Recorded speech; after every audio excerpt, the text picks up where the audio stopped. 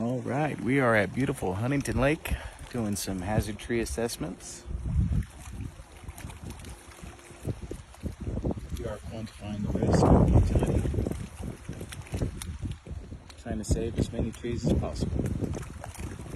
So we have a Jeffrey pine here.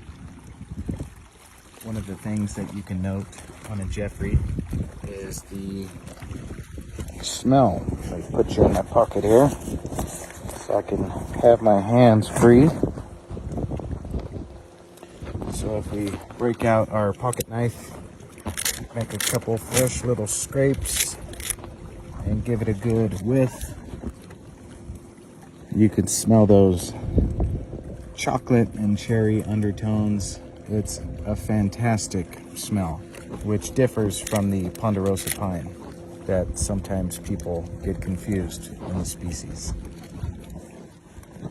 So we have taken the height of this tree, and the height of the tree is 87 feet, 25 dBH. That's diameter at breast height that you measure from the high side of the tree, which is just a standard practice.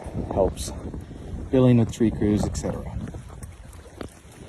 So you can see the tree here is on the edge of the water line here at Huntington, and overall nice green healthy top, nice live crown.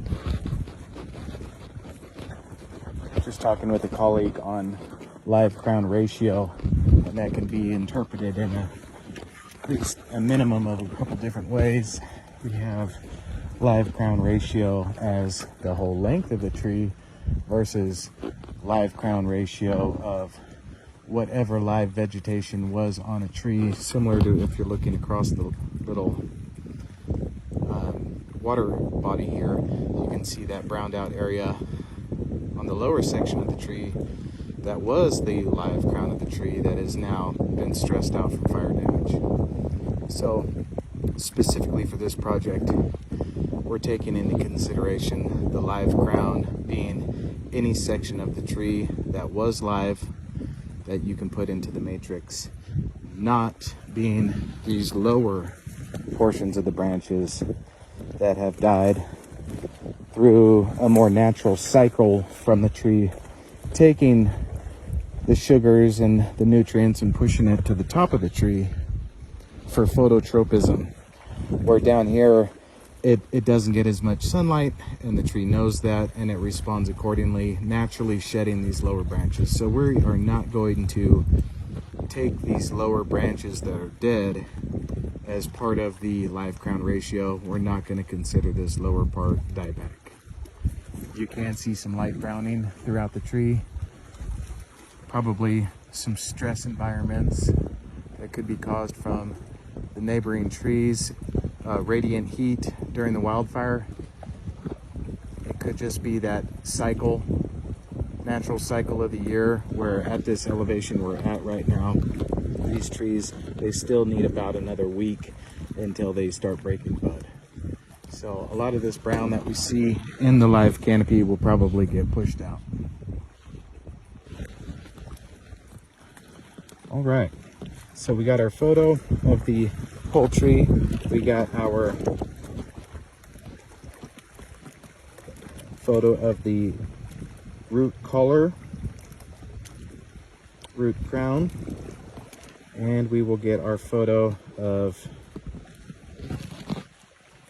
what we are doing a risk matrix for, which would be the overhead utility.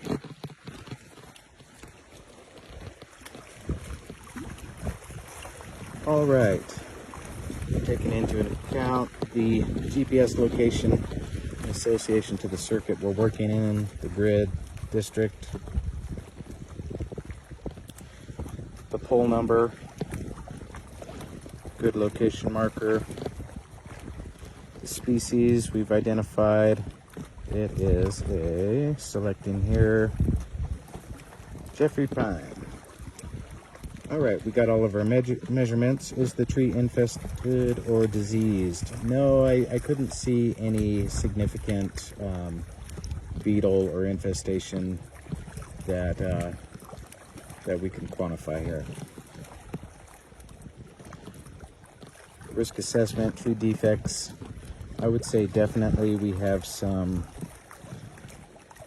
girdled or exposed roots. The options would be minor, moderate, or serious here in the software. And I would say that this is probably pretty close to serious, but we could look at the live crown of the tree and see it's actually doing pretty well. So we have some response growth to that where the tree has grown back into the soil. We've got a root coming up here, right? The tree's responded to its environment, and we don't have a lot of roots that are going in the opposite direction that are exposed. That you can see the shelf there.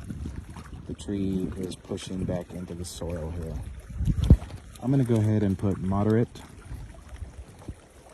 Do we have any cracks in trunk, major cracks, history of branch failure, any dieback, nuisance of insect mistletoe, dead branches, fungal bodies, minor rot, moderate rot, prevalent rot, epicormic sprouts being the trees trying to push out new branches, usually in a response to maybe site conditions, a fire, etc., or it's trying to push out sprouts for photosynthesis and creating new nutrients. I don't see much here, so we'll leave that alone. And epicormic sprout or adventitious growth can be a defect at times. These branches they'll push out and they'll be structurally unsound, and in heavier snow loads in the area they can tend to break off. Sometimes it can be the last effort of a tree trying to survive, a survival mechanism, where you're seeing at the root crown that it's pushing out new sprouts, water sprouts down there, and that will take away from the tree as well, but just another survival mechanism. So far for this tree, really all I see, I'm not going to consider this dieback because I can see just barely, you can see fresh buds getting pushed out. They really won't be visible for about another week or two. Site impacts, we're going to select fire damage. We're selecting fire damage because of the radiant heat from the trees in proximity that were burning. I know that this tree did suffer a significant amount of radiant heat, even though it was right here on the water line. Tree lean, it does not have a significant lean, so we're going to select 0. Tree height factor. So let's factor in the tree height. The height of the tree was 87 feet. And the hypotenuse angle from the base of the tree to what we're protecting, the infrastructure, let's measure that with our True Pulse 200. Great tool, rangefinder.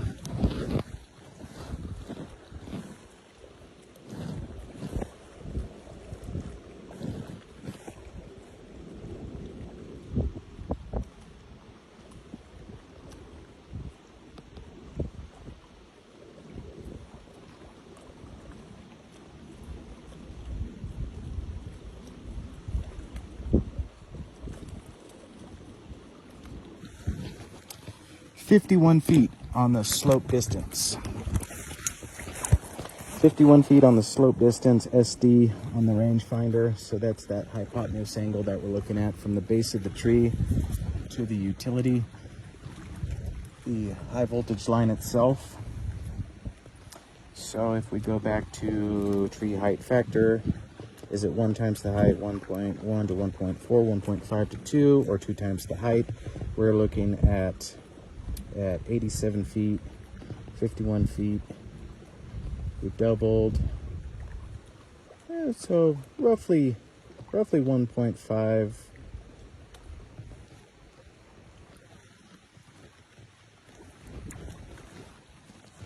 Likelihood of line impact, we have very likely, somewhat likely, or unlikely. So in the radius that this tree can strike the line, you have approximately 50 feet in the east direction, 50 foot in the west direction, about 100 foot of line, versus the other almost 300 degrees that this tree could fall. So I would say it is somewhat likely. If the tree was much closer in proximity to the line, that range of strike potential would increase. And on the other side, if it was further away with the height of the tree, it would decrease. We could also put into consideration other trees that may be blocking some of its strike potential. It's neighboring trees here that would prevent it from hitting the infrastructure. Overall tree condition, no defects, minor defects, moderate defects, or major defects. Some people may look at this tree and see it, overall green, healthy tree, there's no defects, or you could be on the other end of it that maybe it has some significant defects, major defects being that it's mostly in a body of water. The root system is semi-compromised here. I'm going to go ahead and say the tree's been here for a very long time.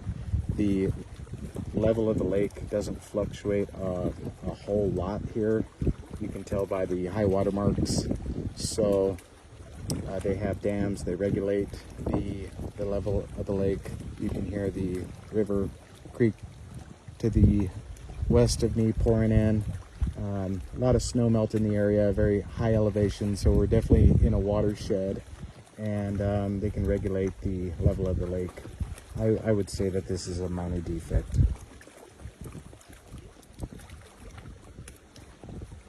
So we got a risk score, which is, as an ISA arborist, it's putting me in a threshold of do not remove, not past the threshold of mitigate.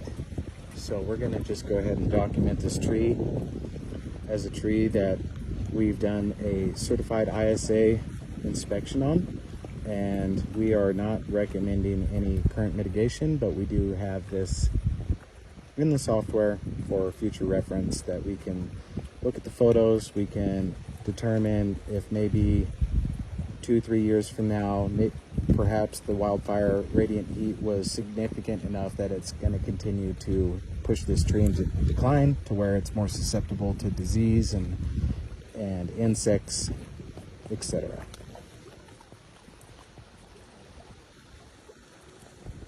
All right, so there you go.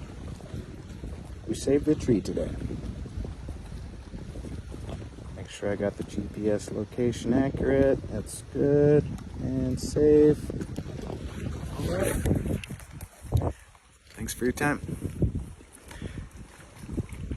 It's one of those days you just got to kind of take it all in, which is why I'm taking a video. Life doesn't get much better than this for a utility arborist.